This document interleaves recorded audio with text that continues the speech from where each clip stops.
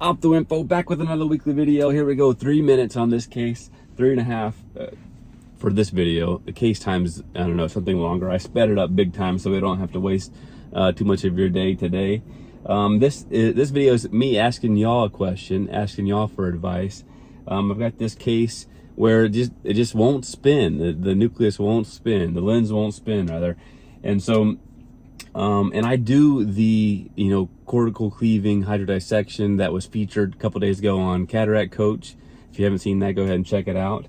I do that, but I still have a percentage, I don't know, 10%, could be more or less, I'm not quite sure, where it won't spin. And so, what do you think I'm doing wrong here, or is that normal? Nothing's 100% right. So I did cortical cleaving up and to the right on the screen, and then I did a little hydrodelineation sort of straight across, straight up top on the screen. But look here, I like to do the Rosatelli spin, and it just won't quite spin for me. Usually I can wiggle it free, and I don't like to be too stressful on the zonule, so I just said, whatever, I'm gonna chop it. So I did a little double chop from Brian Kim, and then I was gonna try to use that to get a real good purchase on the nucleus to spin it after I cracked it, but it still wouldn't work. So it's like, whatever, just chopped off a little quadrant there. And I'm like, man, this thing is not budging. So I'm trying and trying and trying.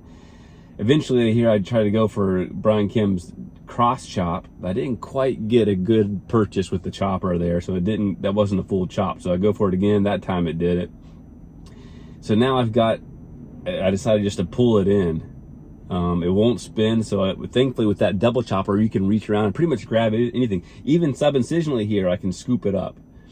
And Brian Kim talks about that specifically in his videos. When it won't spin, you can sort of go sub-incisionally underneath your para and flick that piece out into the middle to where you can pick it up with the phaco. Even here I was struggling with the epinucleus. It's like, come on, man. Eventually I had enough. I just switched over to IA so that I can really easily get substituted and do it in a little bit safer way.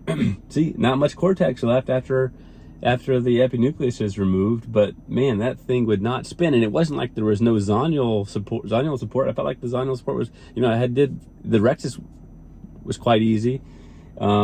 I don't think there was any zonular issue there. I think it was just me, not doing the best hydrodissection. It's got to be a hydrodissection, right? So my plan is, and let me know what you think as we speed through a little Omni.